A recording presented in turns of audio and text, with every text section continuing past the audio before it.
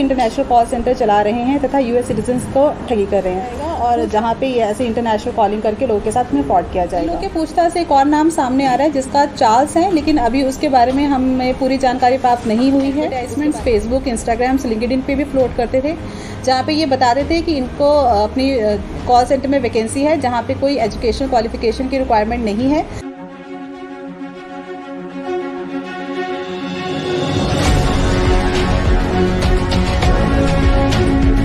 बड़ी खबर लखनऊ से, जहां पुलिस ने समिट बिल्डिंग में संचालित international cyber fraud call centre मामले में बड़ी कार्रवाई करते हुए सिंडिकेट के कथित मास्टरमाइंड संचालक विनीत शर्मा, उसकी प्रेमिका रिंकी दास गुप्ता और सहयोगी जयराज को गिरफ्तार किया है। लखनऊ साइबर क्राइम थाना और साइबर क्राइम सेल की संयुक्त टीम ने तीनों आरोपियों को कोलकाता के एक रिजॉर्ट से पकड़ा है। पुलिस ने विनीता शर्मा पर 25,000 रुपये का इनाम भी घोषित किया था।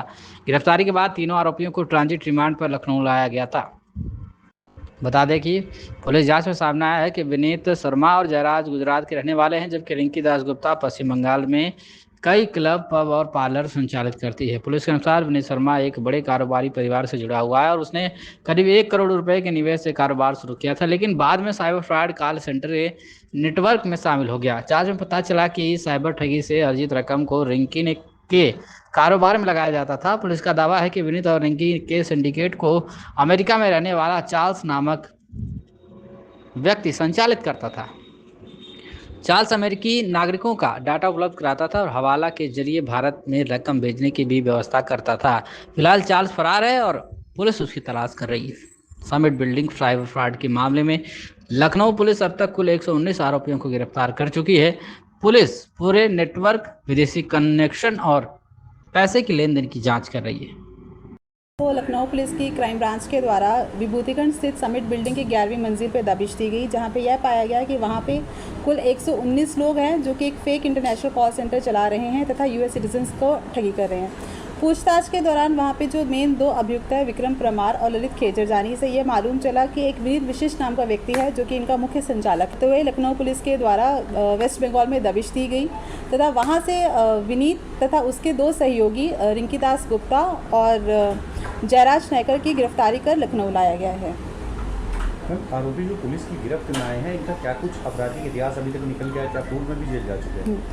जो इनका मेन अपराधी है विनीत, उसके अगेंस्ट 2 मुकदमे गुजरात में पंजीकृत है, जिसमें से एक Ahmedabad cyber crime police station में ही पंजीकृत है। मैम, ये जो विनीत है इसका प्रोफाइल क्या है? क्योंकि बताया जा रहा है कि गुजरात में एक बड़े कारोबारी का ये बेटा है और इसका रियल इस्टेट का जो कारोबार था, इसके अलावा ये जो सिंडिकेट इसने चलाया, इसके दिमाग में कैसे आया, कैसे ने स्टार्ट किया और खासकर लखनऊ कैसे चुना?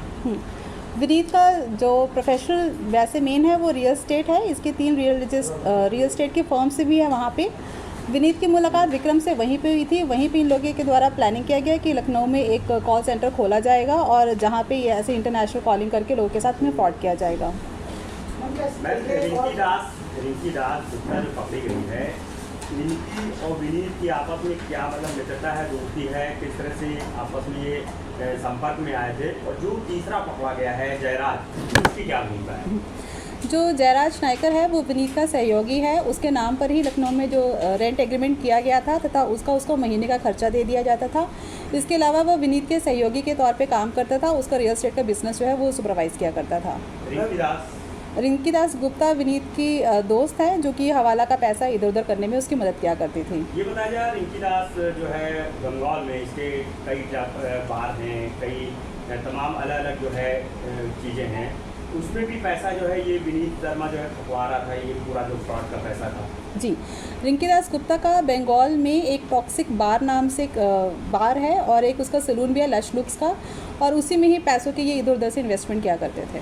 मैम, ये जो जितने भी लोग इसमें गिरफ्तार हुए हैं अभी तक, इन लोगों का आपस में जो रिलेशन है, कितने टाइम से लोग एक साथ इस बिजनेस से आए थे साथ में, या पहले से इन लोगों में आपस में बॉन्डिंग?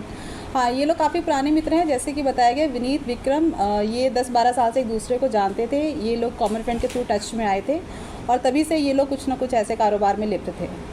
मैम, अमेरिका के जो नागरिक हैं उनको फंसाया जाता था, इसके अलावा अन्य देशों की बात सामने आ रही है। इसके लिए जो एक और नाम सामने आ रहा है कोई चार्ल्स, जी, इसकी क्या भूमिका है? और अमेरिका के लोगों को कैसे ये फंसाते थे? ये भी बताया जा रहा है कि जो पैसा हवाला के जरिए जब भारत भेजने का काम है उसमें भी अहम भूमिका इसकी। जी, इन लोग के पूछताछ से एक और नाम सामने आ रहा है जिसका चार्ल्स है, लेकिन अभी उसके बारे में हमें पूरी जानकारी प्राप्त नहीं हुई है। उसके बारे में अभी हमारी जानकारी जारी है। बाकी इन लोग का फ्रॉड करने का तरीका यही था कि अमेरिका के टोल फ्री नंबर्स को इंडिया में फ्लैश किया जाता था, वहाँ से कॉल्स इंडिया में ट्रांसफ़र करके अमेरिकन्स के साथ में ठगी किया जाता था। अभी क्या मैम इसमें अगर माना जाए 250 करोड़ का जो सामने आया है, क्या और बढ़ सकती है रकम? और भी पीड़ित जो है वो भी उनकी भी संख्या में इजाफा हो सकता है? बिल्कुल, अभी तो ये हमारी इन्वेस्टिगेशन इनिशियल स्टेज पे है। आगे आगे जो भी डेवलपमेंट्स होंगी तो प्रोबेबिलिटी है इसकी आगे बढ़ने की। उन्होंने बताया कि 119 लोग को रिक्रूट कैसे किया, जिन्होंने ऑनलाइन भेजा था कि जी। खुद लाया। इनको रिक्रूट करने के काफ़ी सारे तरीके थे। एक तो यही था कि ये लोग आपस में जान पहचान जो रखे हैं, जैसे इसमें एक भाई बहन भी मिले हैं या यार दोस्त भी काफ़ी सारे मिले हैं, बॉयफ्रेंड गर्लफ्रेंड्स हैं, जिसकी नौकरी लग गई वो दूसरों को बुला लेता था। इसके अलावा ये अपने एडवर्टाइजमेंट्स फेसबुक, इंस्टाग्राम, लिंक्डइन पे भी फ्लोट करते थे, जहाँ पे ये बताते थे कि इनको अपनी कॉल सेंटर में वैकेंसी है जहाँ पे कोई एजुकेशनल क्वालिफ़िकेशन की रिक्वायरमेंट नहीं है। सिर्फ एक ही क्वालिफ़िकेशन चाहिए जो कि आपको इंग्लिश स्पीकिंग स्किल्स, आपकी इंग्लिश बोलना ही आना चाहिए बस। मैम, आरोपियों की अरेस्टिंग कहाँ से की गई है और इनको गिरफ्तार करने में अहम भूमिका किसने निभाई है? जैसे ही हमें पता चला कि आरोपी की लोकेशन वेस्ट बंगाल में आ रही है, वैसे ही हमारी क्राइम टीम और साइबर थाना की जो टीम है उनको बंगाल भेजा गया, तो उनकी अरेस्टिंग जो है बंगाल से ही की गई है। मैम कोई रिजॉर्ट से, क्या ये रिंजीदार गुप्ता का रिजॉर्ट से जहाँ से गिरफ्तारी हुई? रिजॉर्ट इनका नहीं है, ये लोग उसकी लोकेशन के आसपास से मिले थे।